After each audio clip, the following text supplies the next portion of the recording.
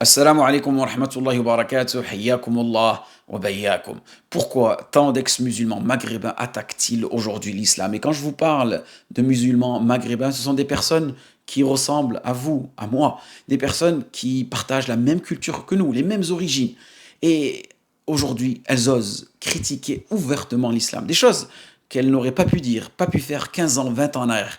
Qu'est-ce qui les motive? Et le pire dans tout cela, on ressent une certaine moquerie dans la façon dont ils se vêtissent, dans la façon dont ils s'expriment, et même leur blase, Abdullah Kafir, Abdurrahman Aposta, vous voyez. Donc on joue avec la culture et en même temps on joue avec notre dîn.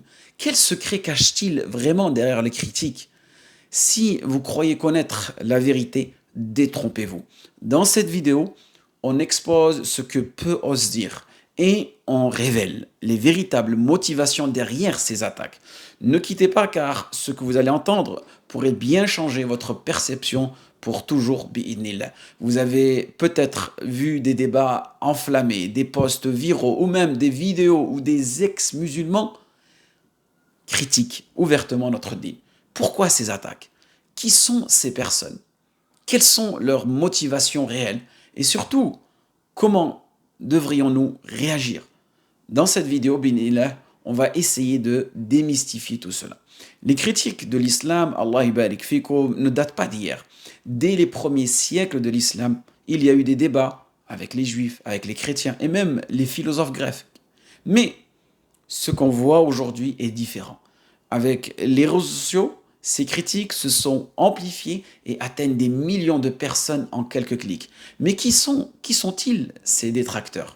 Ils viennent dans un premier temps de divers horizons. D'un côté, il y a ce qu'on appelle les apostats, al-murtaddoun, des ex-musulmans qui mangent du couscous, comme toi et moi, qui parlent darija, qui parlent shlha, qui parlent qabil, qabayliya, et après avoir quitté la religion, ces gens-là partagent en réalité leurs expériences négatives. Ils ne parlent pas seulement de théologie, mais souvent d'expériences personnelles difficiles, ce qui touche les émotions de ceux qui les écoutent. Donc ça, il faut faire attention. Il faut distinguer l'aspect émotionnel et l'aspect religieux. Ensuite, il y a des athées, des militants, que je préfère pas citer leur nom, dans le but on leur fait pas de la pub à ces gens-là. Ces figures publiques, elles critiquent non seulement l'islam, mais toutes les religions sous prétexte qu'elles freinent le progrès scientifique ou qu'elles sont à l'origine de conflits. Et vous avez pu voir de vos propres yeux aujourd'hui, soi-disant, le fait de se détacher d'une religion, ça amène moins de guerres, ça amène moins de conflits. Et regardez ce qu'on voit aujourd'hui, ce qui se passe en Palestine. Tout cela au nom de la démocratie et de la liberté de conscience.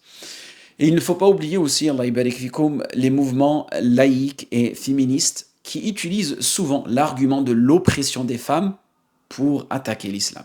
Enfin, il y a aussi des mouvements politiques, comme l'extrême droite en Europe, qui, eux, se servent de l'islam pour justifier leurs idées anti-immigration.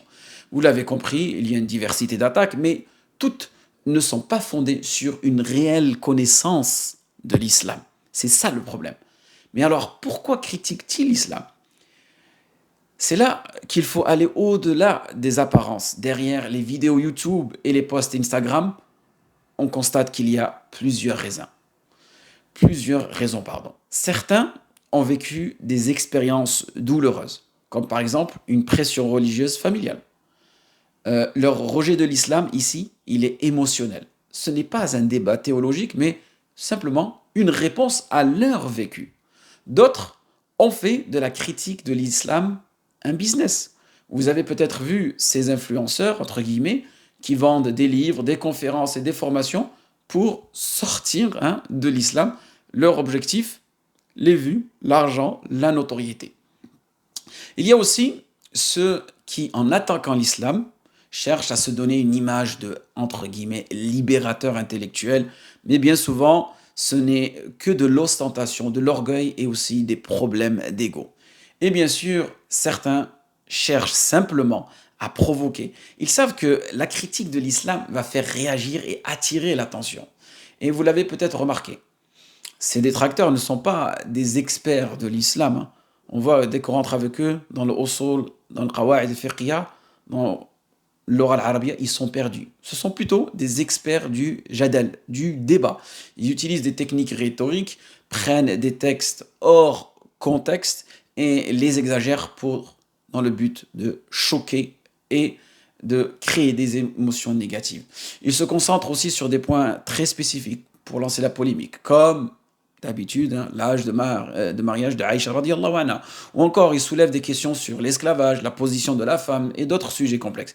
Mais leurs arguments sont souvent très très simplistes, voire malhonnêtes.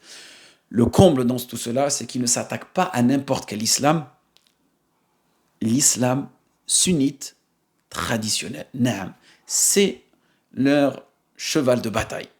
Alors, quels sont leurs sujets de prédilection? Comme je vous ai mentionné précédemment, ils aiment aborder des points controversés et voici quelques-uns de leurs arguments phares. Le mariage de Aïcha radiallahu anha est probablement leur attaque préférée.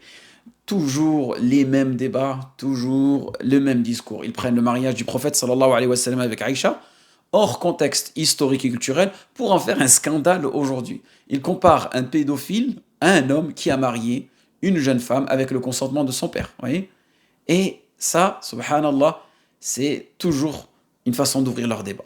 Ils soulèvent aussi le fait que l'esclavage a existé dans les sociétés islamiques, mais oublient de mentionner que l'islam a posé les bases, la seule religion qui a posé les bases pour son abolition progressive.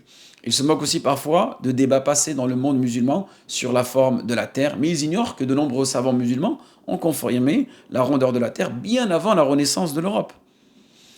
Enfin, ils affirment souvent que la charia, hein, la charia comme ils disent, est un antidroit musulman.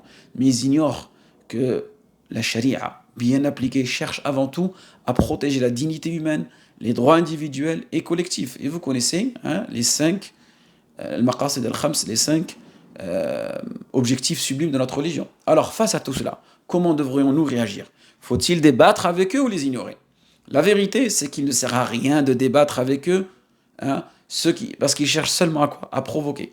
Cependant, nous devons connaître, nous, notre dîne. Il est crucial de maîtriser les textes, de comprendre les interprétations des savants et de replacer chaque sujet dans son contexte.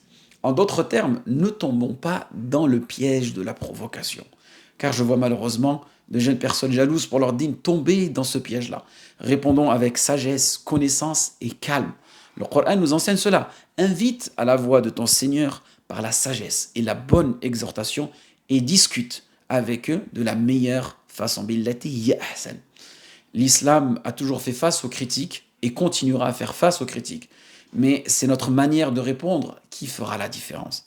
Alors, soyons des ambassadeurs de notre dîn, non pas par la polémique, mais par la sagesse et la connaissance.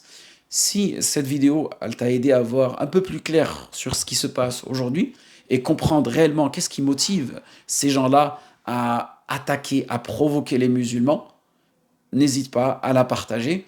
Et cette vidéo aussi, elle t'invite à connaître ta religion en profondeur.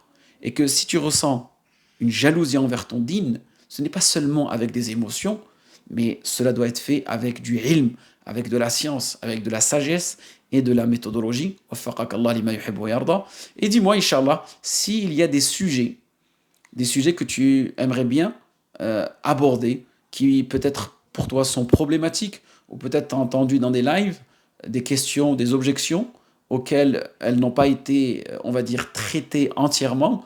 S'il y a des choses qui viennent plus ou moins faire nourrir certains doutes dans ton cœur, n'hésite pas à me les mentionner, Inch'Allah, dans les commentaires. Et pourquoi pas traiter tout cela à travers une playlist, traiter ces objections les plus répandues, les plus insidieuses, les plus tortueuses, Inch'Allah, pour mettre un peu plus de clarté hein, dans tes idées et dans ces conceptions qui sont erronées et propagées au sein de la communauté en ce moment. Waffaqak Allah lima yuhibbu wa yarda wa akhiru da'wana alhamdulillahi rabbil alamin.